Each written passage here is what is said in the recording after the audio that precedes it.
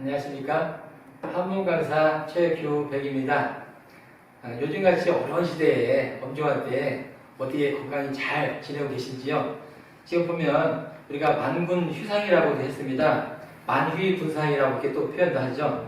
그럼 우주의 현상은 여러 가지로 많이 있을 수 있다는 얘기죠. 우리가 살면서 여러 가지 바이러스라든지 면 문제 가지고도 그렇고 여러 상황이 있는데 아무리 그렇다 하더라도 세옹지마라고 했으니까 세상 일은 뭐랄까 예측할 수 없다고 했으니까 우리가 이 한문으로 인해서 또 이런 시간에 같이 하시면서 좀 더 스스로 이 어려운 엄중한 때 또 특히나 이런 때 건강관리를 잘했으면 좋겠습니다. 다시 한번 말씀드리면 만휘군상하니 세옹지마로다. 그렇죠? 그러면 만휘군상하니 세옹지마로다. 그러면 우주에 수많은 현상이 있으니 우리가 이거 일어나고 있으니까 세상 일은 예측할 수 없다. 자, 이런 우리가 그 사자성어에 대한 내용을 한번 우리가 다시 아시는 상황이지만 생각하면서 이번 시간 이어서 추구문 14조 내용을 우리가 같이 한번 서로 간에 교학성장하는 마음으로 해보시겠습니다. 일단 칠판을 보시고 우리 한번 같이 한번 읽어보시겠습니다.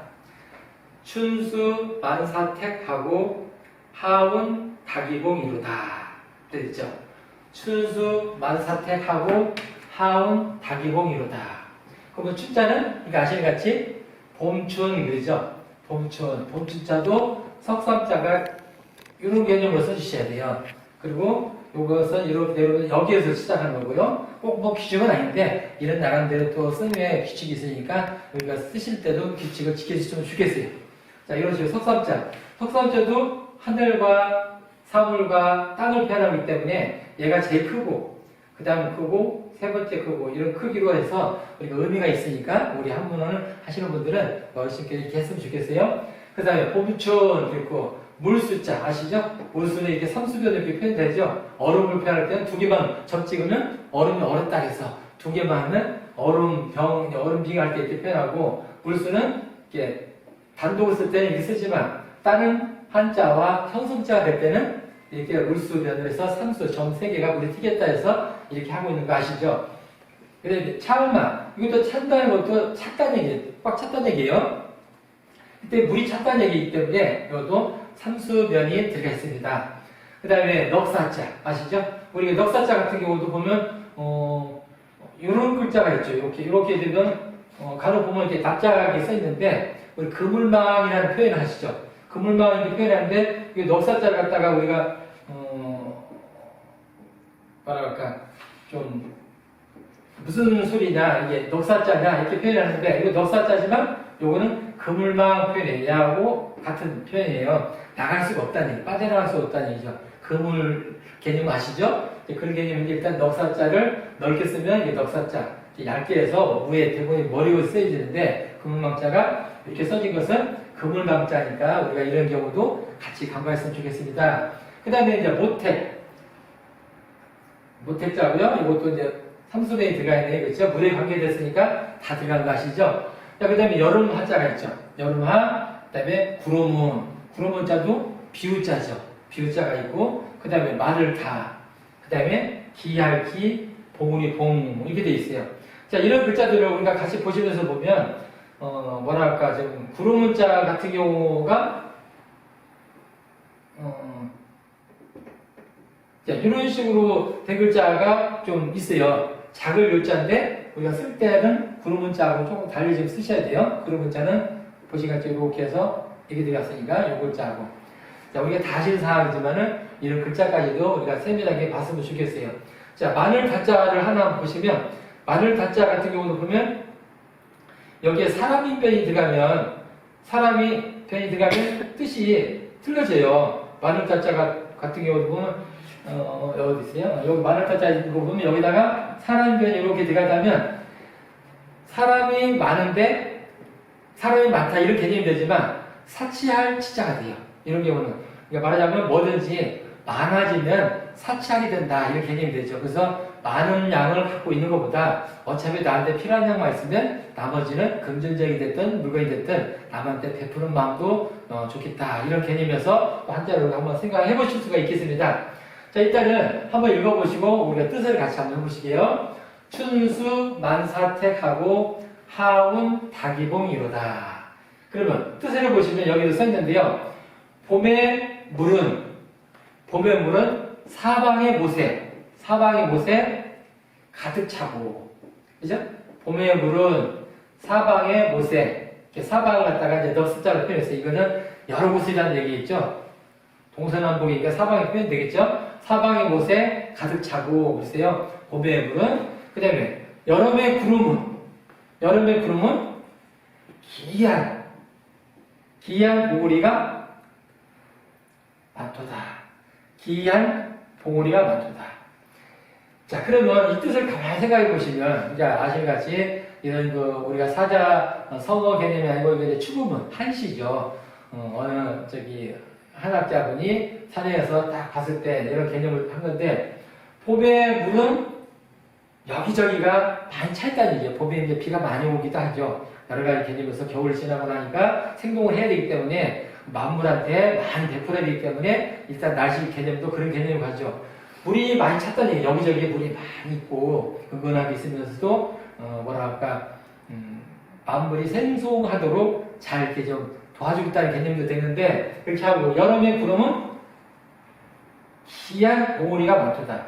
자, 여름에는 보면 구름이 그렇게 살짝 이렇게 여름에는 많이 끄는 건 아닌데, 여름에 끼는 구름은 아시는같이 좀 깨끗하면서도, 가을도 더 깨끗하지만 하면서도 모양이 좀 희한한 것이 많이 있다는 얘기죠. 이런 보형 했을 때 그렇다는 얘기인데, 일단 여기에서는 보면 여름의 구름은 기이한 봉우리 있다. 산봉우리를 이제 표현하고요. 봉우리라는 개념은 이렇게 언덕에 있을 때 봉우리에서 있는 꼭대기에, 봉우리 꼭대기에 보니까 구름이 있는데, 이 구름이 참 보니까 기이하더라.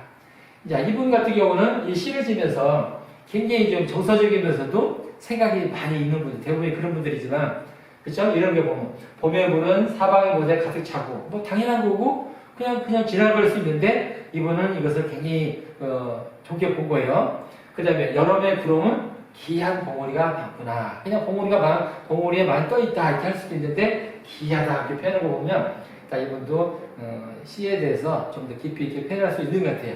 그래서 일단은 우리가 추구문을 우리가 거듭 말씀드렸던 같이 이 지실 때는 우리가 이렇게 추구문은 5개, 6개씩 이렇게 하지만 우리가 지실 때는 꼭 5개, 6개 이렇게 정하지 않더라도 한 2개 정도씩이라도 그냥 2개씩 하나 되면 3개씩 이런 식으로. 이것도 봄의 물 이렇게 하면 하나가 된 거죠. 한 단어식으로. 이런 식으로 2개 만들어보고, 그 다음에 거기다 또 하나 집어서 3개 만들어보고, 4개 만들어보고, 5개 이런 식으로 해서 시를 우리가 한번 적어보는 식으로, 우리가 알고 있는 한자 내용을 그대로 자꾸 만들어보는 식으로, 처음부터 5개, 6개를 막 하면은 복잡하니까 지금 말씀드린 같이 2개, 3개씩 이렇게 해서 말이 되게만 하면 되니까 그렇게 하다가 나중에 구조에 맞는 우리 한시를 졌으면 좋겠다는 생각이 들어요. 자, 그러면 여기 있는 한자들을 잠깐 몇 글자만 더 추려서 보시면, 자, 그러면 우리가 봄춘자하고 비슷한 한자가 있죠.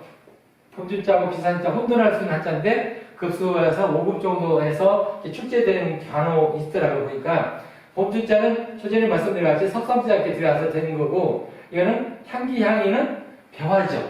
벼가 우리 음식에 대해서 말하자면, 주식에 대해서 얼마나 중요한 역할을 합니까? 특히나 옛날에는. 이 때문에 향기가 난다는 얘기예요.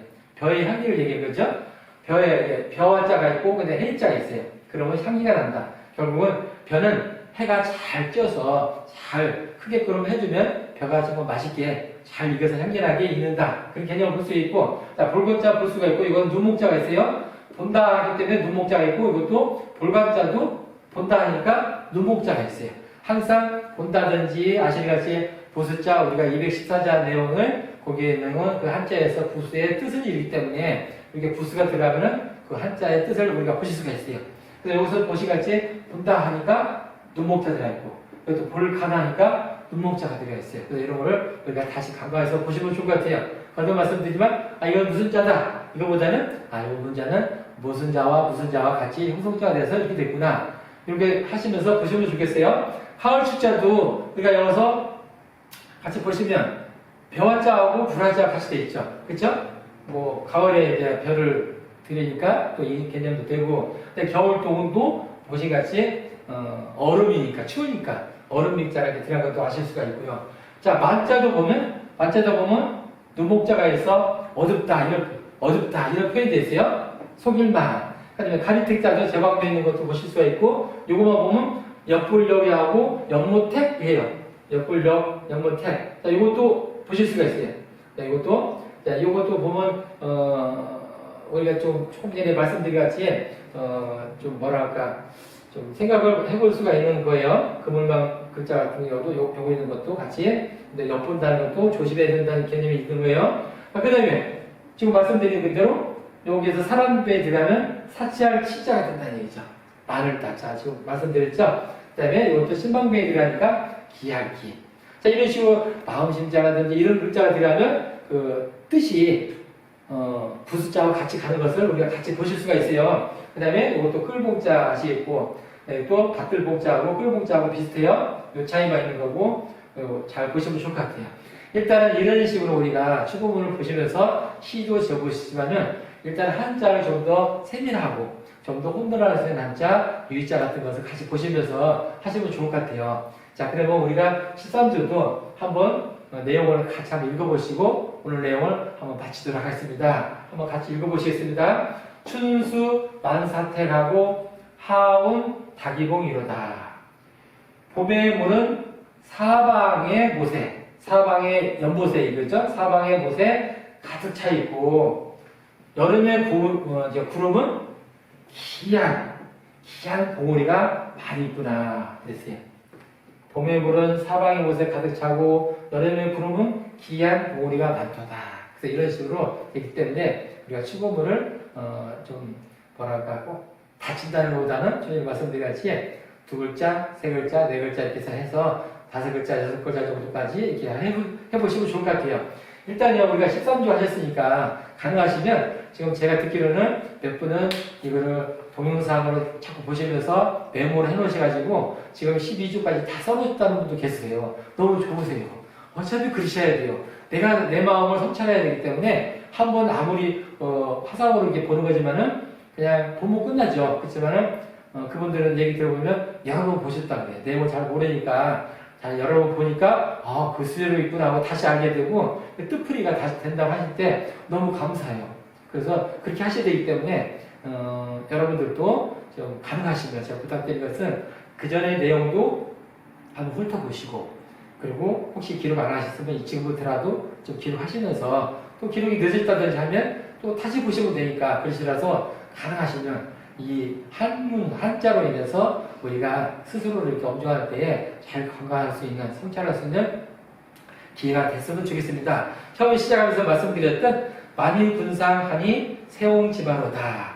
우주에 수많은 현상이 일어나고 있으니 세상 일은 우리가 예측할 수 없구나. 이걸 또 한번 생각하시면서 우리가 추구문 13조를 마치겠습니다. 다음 시간에 꼭 뵙겠습니다. 감사합니다.